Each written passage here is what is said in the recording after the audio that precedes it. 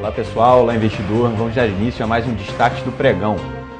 Nessa sessão a gente não tem uma agenda internacional, vamos dar início a mais um destaque do pregão. A gente não teve os mercados nessa sessão, a gente não tem uma... Então, no âmbito doméstico, a gente teve sim um evento importante, evento que foi a divulgação da ata do Copom. A gente até colocou aqui de pano de fundo o Tom Bini, né, presidente do Banco Central. E essa ata ela tem um marco, né, algo interessante. Nela a gente vê com definitivo aí esse fim do ciclo de baixa, pelo menos baixa de corte de juros. Então 7,25 realmente parece ser o piso.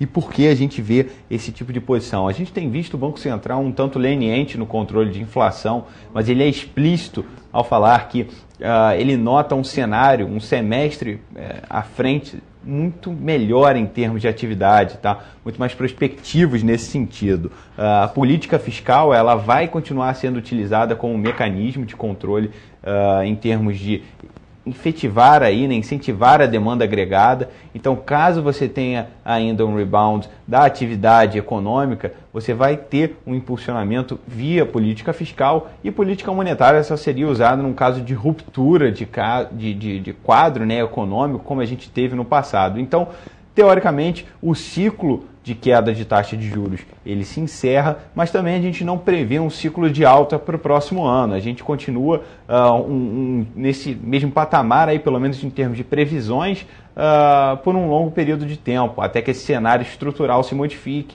o que a gente acha que vai demorar ainda também um certo tempo até vigorar. Então, realmente esse foi o recado em termos de corte de taxa de juros, sem nenhuma expectativa futura. Em termos de melhores taxas de juros, né, na verdade, adição aí na taxa básica de juros, a gente também não tem esse tipo de expectativa. Agora é manutenção, pelo menos com a maioria do mercado. Bom, pessoal, antes da gente dar início, então, falar um pouquinho sobre bolsa, eu vou chamar lá na nossa área de análise a Marta Matsumura, ela que vai dar um panorama aí, traçar um panorama sobre commodities. Já tem a Martinha na área. Tudo bem, Marta? Mercado de commodities hoje, graças a Deus, Daniel, parece que ouviu os meus comentários da parte da manhã e apresentou volatilidade e oportunidade de trade nos grãos, no café e no boi. Os grãos se movimentaram positivamente hoje e a tendência é que continue esse movimento amanhã. Aqui na BMF o milho já subiu bastante, a gente já está com trade comprado aí nos 31,45. Vamos levar isso aí para amanhã. O boi, a gente tem as estruturas lá na Pedra Virtual, disponíveis aí até as 4 horas da tarde. E o café a gente fez a venda, perdeu aquele suporte importante que eu comentei na reunião matinal, fez a mínima em 205, lá fora já perdeu os $160. E vamos ver o que acontece amanhã, Daniel, contigo. Bom, perfeito, Martinha, muito obrigado pela sua participação. Pessoal, falando um pouco sobre a nossa bolsa doméstica, o nosso índice Bovespa, a gente agora está com queda de 0,96, operando aí um pouco acima da mínima, mas relativamente próximo. A gente teve a mínima em 59.322, agora estamos em 59.510, com máxima em 60.087. O volume segue em linha com o que a gente tem visto nas últimas semanas, 4,6 bi até o presente momento, a gente está falando de 3,27, então relativamente está um volume em linha aí com o que a gente vem esperando. Chama atenção por parte de destaque de volume em ações, Cielo, né? Cielo não costuma figurar entre os maiores trades, mas ele está com uma perda efetiva, né, uma perda forte hoje. A gente tem visto esse posicionamento dos investidores com relação a Cielo, o medo de uma intervenção do governo continua no setor, não teve o rebound e a arrancada forte que a gente pensava, mas ainda assim a gente se mantém confiante aí no case de Cielo, tanto para a carteira semanal quanto no qualitativo de forma geral.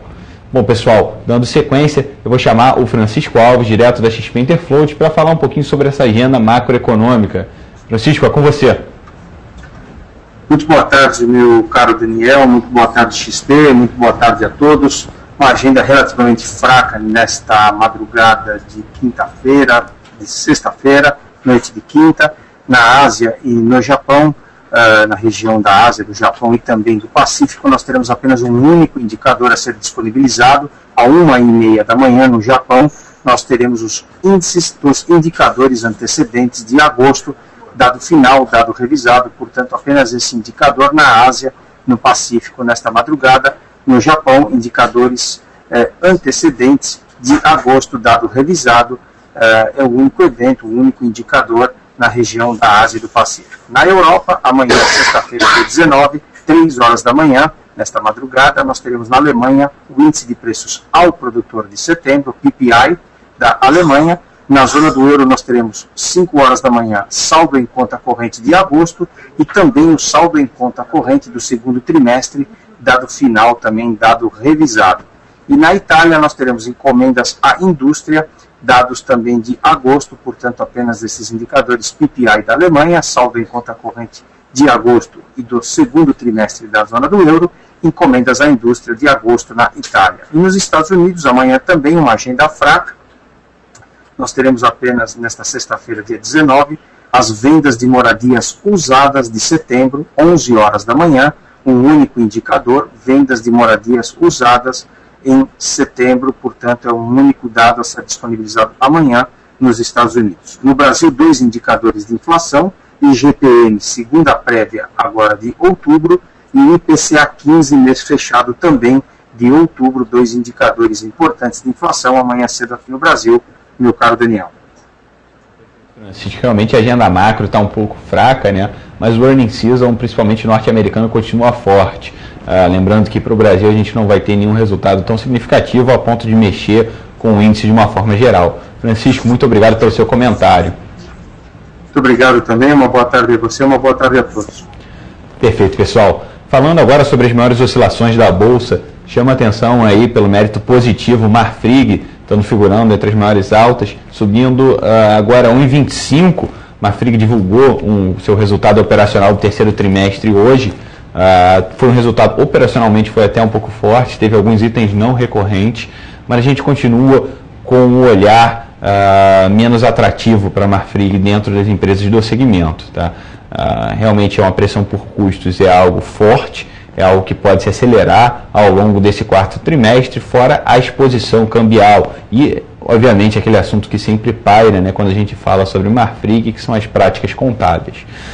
Por fim, chama a atenção aí, por parte negativa, a BTOW caindo quase 9%.